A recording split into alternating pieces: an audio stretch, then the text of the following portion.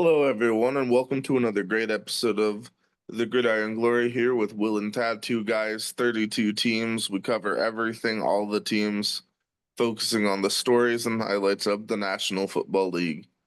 Today we have a recap from Week 1 Monday Night Football with the Minnesota Vikings strolling into Chicago, leaving with a 27-24 win over the Bears in a hotly contested match. In this game, we saw Chicago. They came out really strong early in the game. They get the stop, get the touchdown. Um, and then from there, the Vikings defense did what they could to keep them in the game. Um, Vikings get a few field goals there late in the first half. A nice play there late in the half. JJ McCarthy, he struggled early on, but he closed out the half fairly strong with a deep completion out there to Jalen Naylor. And then, of course, you get the 59-yard field goal, career high for second-year kicker Will Reichard. So you do love to see that. Second half, Vikings defense continued to play strong, keep them in the game. Of course, you have the big pick six by Nashawn Wright to put Chicago up 11. And then in the fourth quarter of his NFL debut, JJ McCarthy, he gets 3 touchdowns in 3 drives, hitting first Justin Jefferson, then finding Aaron Jones, the running back, running a deep wheel route, and then, of course, the rushing touchdown of himself. And the Vikings defense, they get just enough stops there. So just a very interesting back and forth game. I mean, we saw both sides come out, do what they did. Chicago early on punched them in the mouth, and then the Vikings in the fourth quarter, we just saw JJ McCarthy unleash himself after a very slow start. So a very interesting start to his NFL career. I mean, worth noting that JJ McCarthy did great at a 91, specifically in fourth quarter play from PFF. Yes. So my most exciting thing from JJ McCarthy was the beautiful spiral throw and catch by Aaron Jones, the running back. Tad, I'd like to know, what was your thoughts when you saw that beautiful play? What was your excitement, and how were you feeling in that moment specifically? Yeah, I mean, you see the kid go out, do what he does in the fourth quarter NFL debut. I mean, I was very concerned about early on. Like, I mean, it's tough to bounce back like that on the road in your first NFL game, but JJ McCarthy, he was just composed the entire way through. You could tell he had that look in the eye that he was going to do whatever he could to make sure that the Vikings would win that football game. And I mean, lo and behold, that's how it went down. I mean, just a very competitive game there. And that throw to Aaron Jones, I mean, that is what you're looking for from a quarterback to make a play in the fourth quarter. A legacy drive there by JJ McCarthy. Oh yeah, for sure, and a legacy moment for Aaron Jones. I mean, I don't think, like, if you're a Vikings fan, like, you're not going to forget that specific catch for Mm-mm. probably quite a while. I mean, at least if I were a Vikings fan. There might be other catches that Vikings fans may remember, but yeah. Um, Touching more on the running back room as well. What about Jordan Mason? 15 carries for 68 yards. Yeah, I mean, it was very interesting how the Vikings employed the running back room. I mean, 15 carries for Mason, 8 carries for Aaron Jones. But though we saw Aaron Jones running routes in the receiving game as well, so kind of dual threat there. Jordan Mason was a powerful runner. Once he started getting more touches in the second half, that's when the Vikings offense really turned on. I mean, they were stymied in the first half. They were just getting beaten on pretty much every play early on. And then Jordan Mason kind of fueled the revival of the Vikings offense. Obviously, McCarthy had something to do with that as well, but Jordan Mason really helped there. Very strong in the run game there. And I do want to shout out some very solid run blocking as well by guys like Brian O'Neill, Ryan Kelly. Donovan Jackson in his NFL debut, the first round pick out of Ohio State. So some run blocking there was good. And Donovan Jackson, I want to touch a little more on him while I have a chance. He also graded 88.1 in the pass block category. So just a very strong play from the rookie guard. Yeah, it's certainly looking like it. Certainly looking like it. So hopefully he can keep that up. Yep. Justin Jefferson, of course, we know what he is, a very high level receiver, 4 catches, 44 yards. The first career touchdown pass by JJ went to the other JJ. We call him J Jets. So hopefully that's a connection that I'm sure those two would be hoping that can continue on throughout both of their careers. So what's your take on the JJ to J Jets connection? I mean, well, it's a connection that's been going on since the last season. I mean, these two, they have built great chemistry together. They've worked together. They have put in tremendous work. Going over routes and film in the off season. So it's clearly paying off now here that the season is come. 4 catches for 44 yards and a great touchdown. So obviously, JJ couldn't find Justin Jefferson early in the first half, but he was able to get him involved in that second half. And just kudos to Justin Jefferson for being patient with the young quarterback, JJ McCarthy. But also, I want to speak out to the leadership of Justin Jefferson for always advocating for his quarterback. Oh yeah, definitely. J Jets, he's always going to speak out well on his quarterback. And I mean, he truly believes what he says. And he also believes that he is a talented enough player that he can make any quarterback look better. And I mean, the Vikings certainly believe that as well. So just you do love to see that leadership from Justin Jefferson. So looking a bit at the defense for Minnesota, they had some people making their Vikings debuts. Probably the strongest there was Javon Hargrave, who had 2 sacks, 5 tackles, another quarterback hit. So a very strong showing there for Hargrave. You love to see the pass rush there getting home. Yeah, I mean, Hargrave is a tremendous talent. I mean, Um, yeah, five total tackles, 3 solo, 2 sacks, and 2 tackles for a loss with that hit on the quarterback. I mean, yeah, Javon Hargrave is just one of the more underrated defensive players in the league, and um, expect him to just keep doing things like that all season long. Yes, definitely expect that. So he was a plus. I thought Andrew Van Ginkel had some very big plays as well. He had a deflection on a screenplay that Chicago was hoping would Yes. be a big play, and that was a play that really shut down that drive. He almost actually caught it for a pick six, but still he made the play on the ball there. So you love to see that out of the Gink. Josh Metellus, he had some solid plays as well. One thing in the Vikings defense that could give the Vikings a cause for concern would be the play of their cornerback room. Um, Byron Murphy, he did have one nice tackle, but the coverage was not there. Isaiah Rogers, he was another ad from the Eagles. I mean, he had an up and down game, and again, just the coverage. That's a big concern for Vikings fans. They don't have a lot of depth in the cornerback room. There were a lot of calls to maybe add a different veteran piece or something to the cornerback room, and that did not happen before the season. So, gonna be interesting to see how that room shapes up. Yeah, yeah, it certainly will be. But I just feel like the Vikings have so many pieces coming together, and I mean, shout out to Kevin O'Connell for rallying this team back together in the second half, specifically Kevin O'Connell, head coach. Yes, definitely. A lot of good leadership there.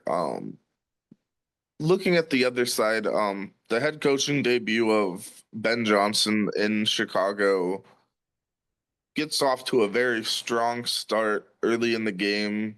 Like I was saying, Caleb Williams, he had a very strong start to the game.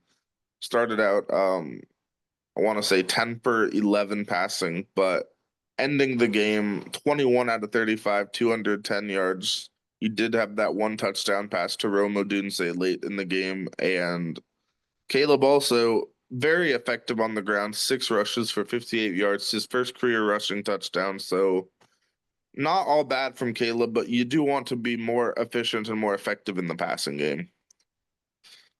Yeah, not a super flashy stat line, but I was also really impressed with what he was able to do with his legs. I mean, honestly, just some of the mechanics and some of the checkdowns for Caleb Williams, just um, a lot of things that still really need to be worked on, even in year two. Did I like how he came out and started strong? Absolutely, but Yeah. Caleb Williams still just very much going through his growing pains. It seems. Yeah, it definitely seems that way, and I do like what he brings with his mobility, as you said. And not just the 6 runs for the yards and the touchdown, just his ability to avoid sacks. I mean, there were several plays where it looks like the Vikings were going to have an easy sack that he just found a way to get out of. I mean, that's something that you just can't teach. That's natural ability that Caleb Williams has. And for the Bears coaching staff, they just have to hope that the passing, that is something they can teach. They'd have to hope that they can get those mechanics squared away. Oh yeah, absolutely for sure. Yeah, that's something that they're going to need to get squared away. Um, and I mean, also, yeah, credit to the Vikings front seven for just making Caleb not being able to get comfortable in the passing game with a very low quarterback rating, for sure. I mean, well, then again, I guess it's an interesting dynamic looking at that, but yeah. Um, what about DeAndre Swift? What did you think of him? 17 carries, 53 yards. I thought DeAndre Swift had, I don't know, a fairly average game. The yards were there. He had 3 catches for 12 yards as well. He honestly did not have a whole lot of standout plays. I don't know. I mean, I think they were hoping for some more dynamic plays out of the backfield from guys like DeAndre Swift, and I'm really interested if they involve some more running backs more going forward. Guys like the rookie Kyle Monangai out of Rutgers. I'm fairly big on him myself, and I think that if he had an opportunity, he would be able to make some plays. I'm not particularly high on DeAndre Swift. Yeah, looking at the receiving core, I want to talk about Colston Loveland. Uh, yeah, Colston Loveland, the rookie tight end, only 2 catches for 12 yards. Um, I was hoping that Caleb Williams would have gotten Colston Loveland involved a little bit more. Yep, you would have definitely loved to have seen that. Colston was out there for 38 plays, 23 passes. Just did not make a lot of opportunities in the past game for himself, though I do want to credit his quality pass blocking. That was 74.7 in his first career game. I mean, definitely not too bad there. So, I mean, only 2 plays of pass blocking, but still, I mean, that's a start. So, Colston Loveland, I mean, we'll see if he can develop more as the season goes on. I just, to me, I just found it really interesting in the draft that Chicago picked Colston Loveland over Tyler Warren. That's something that really stood out to me in the draft, and that's something that we're just gonna have to continue to look at as the season goes on, how things go for Colston Loveland and Tyler Warren. Yeah, yeah, absolutely. Um, I'm a firm believer in Colston Loveland and what he can do. So I mean it's a slow start for his first game, but make no mistake, Colston Loveland's gonna make many more of them throughout the season. Yes, absolutely. Looking at the Chicago defense, we did mention the big play by Nashawn Wright, intercepting JJ McCarthy and going all the way back for the touchdown. That was a huge momentum play. That was probably the standout play on defense for the day for Chicago. So you love to see that out of Nashawn Wright. Anyone in particular stand out to you on the Chicago defense? Uh, I mean, Tremaine Edmonds, of course, you know he does his thing. Jermaine Jaquan Brisker. I mean, I know it only shows the 4 tackles, but um, you know those definitely stood out. Some of those big moments there from Jaquan Brisker. Um, I mean, yeah, he didn't grade. I mean, he didn't grade super high. I get that, but still, I was impressed with some things I saw from him. Same with Nashawn Wright, Tyreek Stevenson. Um, I do. He did rank 75.1 for tackling, and I will say that he definitely had some good moments for it. He got some good tackles, some good wrap ups. So Tyreek Stevenson, you know, I was like keeping my eye on him ever since that moment. But he's going to come back from it, and I can't wait to see when Tyreek Stevenson has a returning big moment. Yeah, you definitely would love to see that. I will say for Chicago, they definitely missed the services of both Jalen Johnson and Kyler Gordon in the secondary. They were both out with injuries. They're trying to recover, so hopefully they will be back this week. You do wish for the best health, obviously. Yeah, yeah, for sure. So I mean, two key losses there for the Bears. This was just, to be honest, this was a painful loss for the Bears. I mean, you had the Yeah. halftime lead and everything like that. I mean, where does woeful losses like this end for the Chicago Bears? It's just, it's if you're Bears fans, it gets frustrating a while from their perspective. Yeah, for sure. I mean, just a lot of games where you feel like if one or two things go a little better, that they could easily walk away with a win. And I mean, like, just you even think about the situation late in this game after you get the touchdown to Odunze, you're down three, 2:02 to go. The Vikings can pretty much run the clock out if they get the ball back, if they can wipe out 2 seconds on the kick return. They could get past the 2 minute warning and then wipe the clock out pretty much. So Chicago, they're in that situation. It felt like all the fans knew it, all the analysts knew it. You got to kick the ball off out of bounds.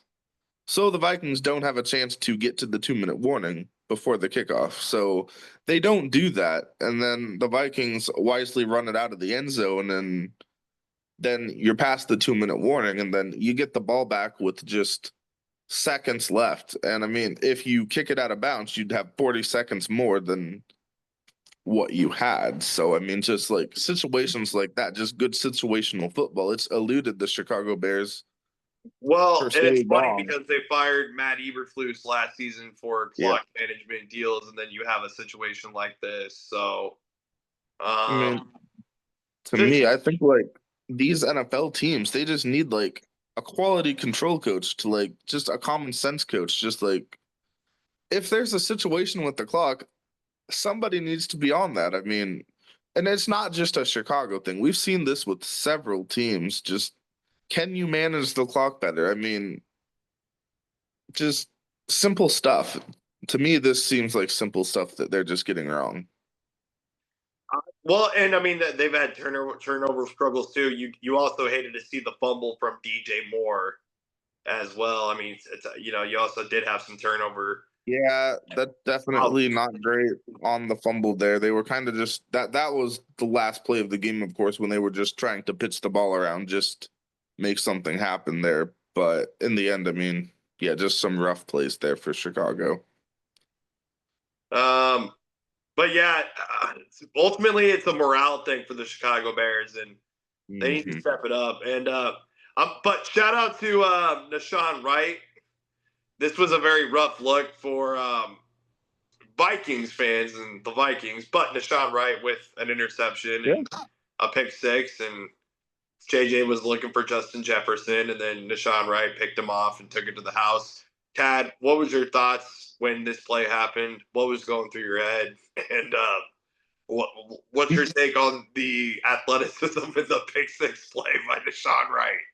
Yeah, I mean he made the play for his team. I mean, that was just a play that like you could tell from the start it was not going well for JJ. It was late in the play clock. Things were looking frenetic. Um I thought it would be wise for Minnesota to call a timeout in that situation. They did not. The play went off, and I mean, he stared down Justin, and Nashawn Wright just read it perfectly. Just a good player making a good play. Yeah, absolutely. So, yeah, it's just very unfortunate for Bears fans and for them as a team. And yeah, Torrey Taylor, 6 punts for 266 yards. Tad, the Bears did quite a bit of punting in this game. Yeah, what's your take on Torrey Taylor? And where would you rank it? I see the shirt that you're wearing. Where would you rank Torrey Taylor amongst I mean, Iowa punters in the league? I have to chuckle a bit because I remember going into last season when, of course, Caleb and Tori were both drafted in the same draft class. There was this quote circulating around with Caleb Williams telling Tory Taylor, "Yeah, man, you're not gonna have to be punting a lot here in Chicago." And I mean, well, the results they speak for themselves. Hate to see that if you're a Bears faithful for sure. I didn't really have any other final thoughts or takes. Yeah, big win for the Minnesota Vikings here on the road against their NFC North rivals, and hopefully they can do it again next week. Yeah, so for the Vikings next week it'll be a rematch of the national championship game in college between JJ McCarthy and Michael Penix in Minnesota Sunday night football. That will definitely be an interesting matchup. And then for the Chicago Bears, they go on the road. Ben Johnson returns to Detroit to take on the Lions. So doesn't get any easier for the Bears. I mean, they'll be facing an angry Lions team after how they looked in week one. So that could certainly be interesting. Yeah, yeah, it certainly could. Yeah, not looking good for the Bears to start the season here. So I know that we didn't highly anticipate them to finish high in the NFC North in preseason, but this was a win that you hated to see them lose, unless you were a Vikings fan, like some people maybe on this very podcast even could be a Vikings fan, or not. But yeah, so yeah, there it was. It was a fun game to watch on Monday Night Football.